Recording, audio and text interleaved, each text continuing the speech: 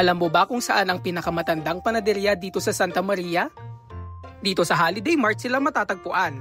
Ito ang Republic Bakery. 72 years na nga ito in business at simula pa noong 1953 ay patuloy na nagdadala ng classic pandesal, ensaymada, burger bun at loaf bread na kanilang hinuhurno sa decades-old na oven. Ang bakery na ito ay nagsimula bilang isang family business na itinayo ng binansagang tinapay queen na si Lourdes Chua ng kanyang yumaong asawa. Sa pagbisita nga namin dito sa kanilang panaderya ay dito ko first time na nakita kung paano i-slice ang loaf bread.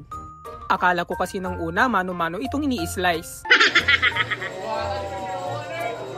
Ang totoo niyan ay first time ko ding makapasok sa lutuan ng isang panaderya. Kung gaano kabango sa labas ng mga panaderya, naku, 10 times sa loob. At sa sobrang bango, syempre napa-take out tayo.